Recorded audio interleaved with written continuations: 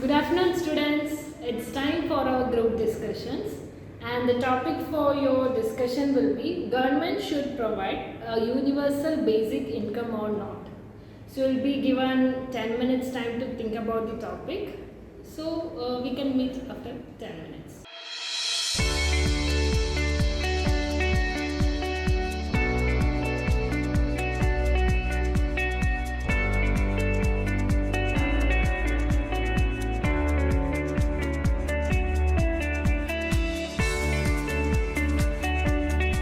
Students, your time is over. Now let's start our group discussion.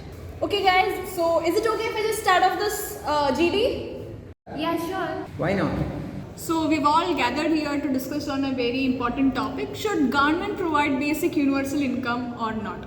So let me just define what universal basic income is. So it's actually the amount which the government pays to its citizens so that they are able to afford their basic requirements, so that it is helpful in lifting them from the poverty line. Since the government provides the money for the underprivileged section of the country, the economic equality as well as the economic performance of the country increases. I totally would like to agree with what Vishnu said regarding the economic equality and then the wealth generation. I believe every country should have that included in their policies, and I'm eagerly waiting for what every other teammates of my team is having to contribute to.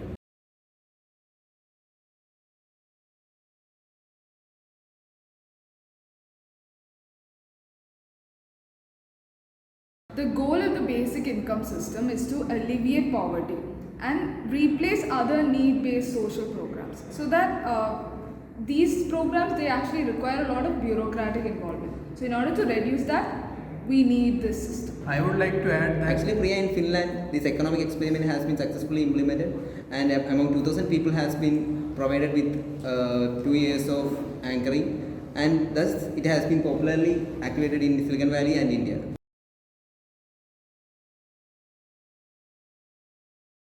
Even if the UBI increase the economic activity of the country, UBI also decrease the rich and poor of the rich and gap between the rich and poor of country. It will also be a new start for the underprivileged people who wish to have a new opportunity, who always wish to have a new opportunity which they can't achieve due to their financial condition. Now I would like to add on with what Vishnu has said. The purpose of UBI is to prevent or reduce poverty and increase equality among citizens. Universal basic income is not the solution for all the issues, but it does have its pros, such as it may help to improve the poverty trap from traditional welfare programs, economic stability during recessions, lower administrative cost than traditional welfare, and it's much simpler, straightforward financial assistance that minimizes bureaucracy, etc.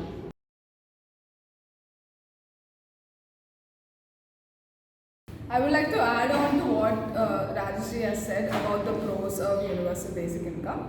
Automation is increasingly replacing workers. So that's why we really require universal basic income.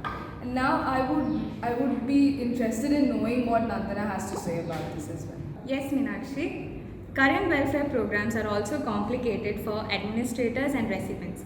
A universal income would replace having vouchers, food stamps, and other programs. The simplicity of the program means it would also cost the government less.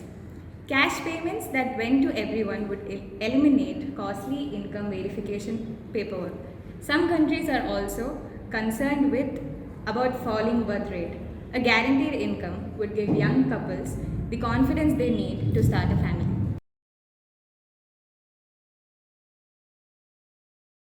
However, they should also keep in mind the responsibilities that come with starting a family or entering into a marriage.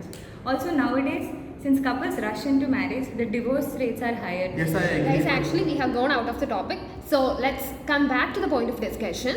Universal payment ensures that we have the resources to ensure that the people can go out of the poverty as well as destitution, and it also gives straightforward financial assistance to the needy as well as the people can stay unemployed till they get a better job as well as wages.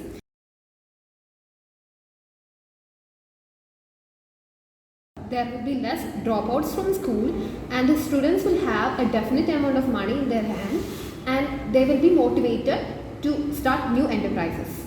I completely disagree with you, Ria. Like the points that you just said are completely not realistic at all. Like I feel that if youth are given such amount of money, then they will just exploit it and just lavishly spend it around. Like if I have been youth, right? So I know how I will be if I had got such amount of money. And regardlessly, like there are other youth people too who will be spending this money into drug abuse and alcohol abuse, right? So it is not very safe to give such amount of money to young reckless people.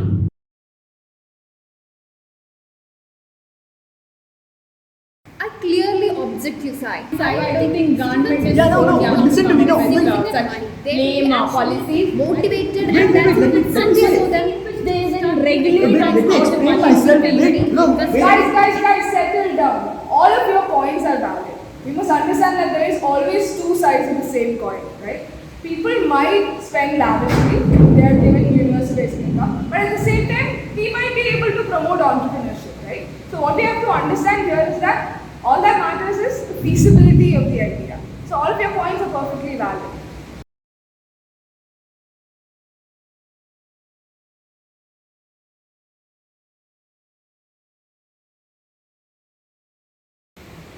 Okay, students, let's wind up our discussion. So, Rajsri, would you like to conclude it?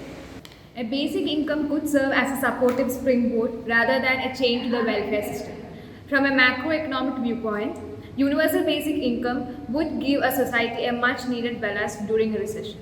Okay, Nikhil, would you like to add on something?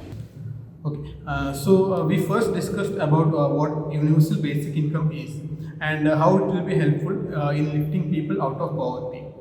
Then we also discussed how it will be beneficial for the governments to reduce spending on other welfare schemes and reduce their expenditure. Also, we discussed that it would encourage entrepreneurship, but there is a chance of misutilization of funds on various illegal and other activities. Overall, the result of the discussion is that the pros of universal basic income far outweigh the cons.